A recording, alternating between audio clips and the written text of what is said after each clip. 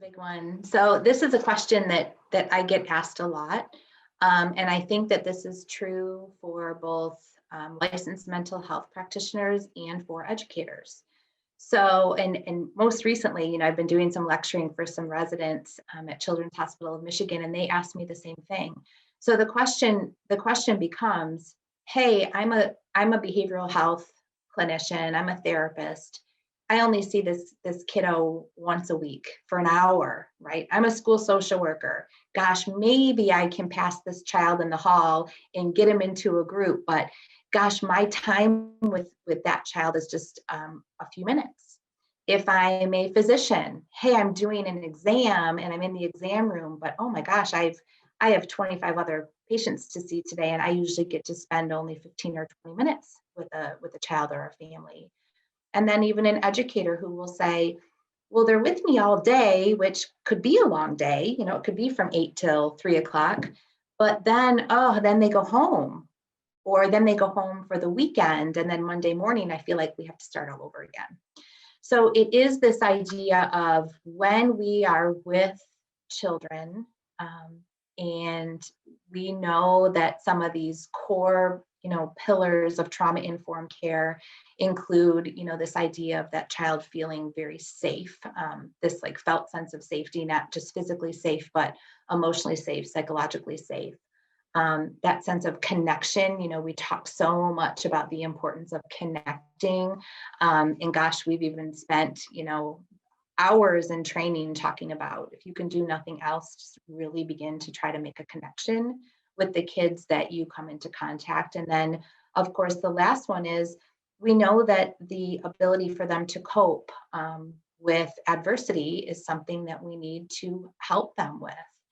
But how do we do that in trust that the other sort of 23 hours of the day, or gosh, in the case of private practice, professional, maybe it's gosh, 23 hours times how many other days of that week, 7 days, until I get to see this kiddo again.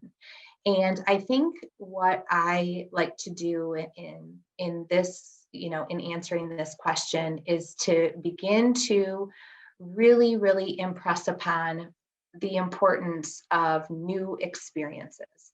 So when we talk about new experiences and we talk about new repetitive experiences, we have to look at what do we have control over. So how many minutes or how many hours or how many, what I like to say is how many interactions do I make in the course of the time then that I get to be with this child. So it could be that you interact with them throughout the school day. It could be that you interact with them throughout the course of one Zoom classroom period meeting. You interact with them during a therapy session or a group session. You're a physician or a hospital social worker, and maybe you just come in and out and you interact with them for 5 minutes. We cannot underestimate the impact that those interactions or those seconds or those minutes have on children. So, it always goes back to, I feel like I'm always talking about the central nervous system, but it really always goes back to the central nervous system. So the experience of trauma isn't so much in the what happened. The experience of trauma is in what now is happening to my central nervous system.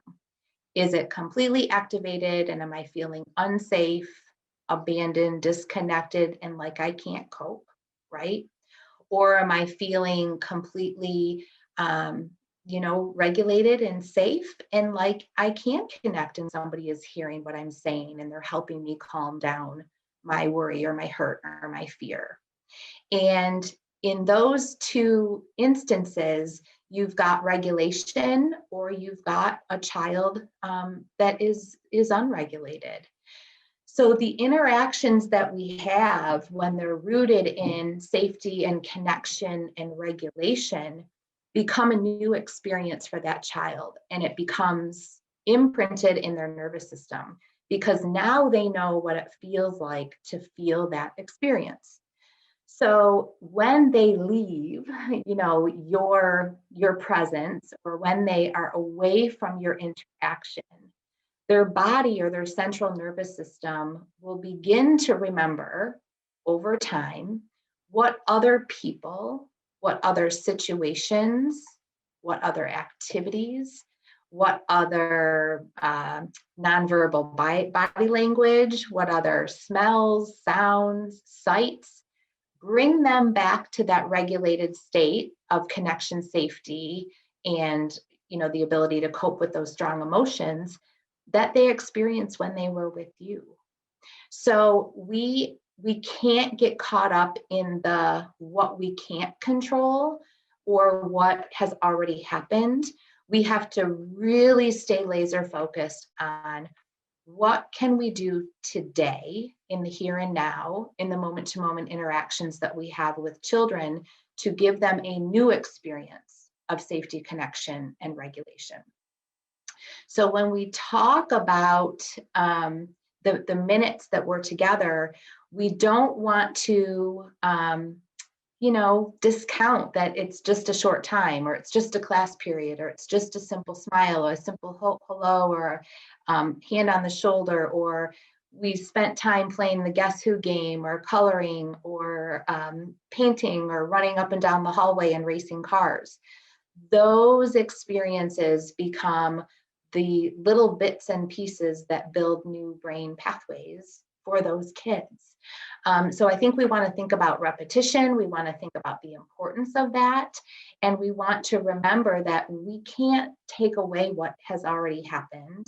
And in many cases, we can't take away additional adversity that may happen. But what we can do is we can create new experiences in the here and now. So when we talk about this, I often go back to that simple idea of it's the interaction. It's what happens in that moment. It could be the way you pass in an elevator, the way you pass in the hallway, the way you look up at the student and don't even really say anything, but just the way that child knows that you're there if they need something.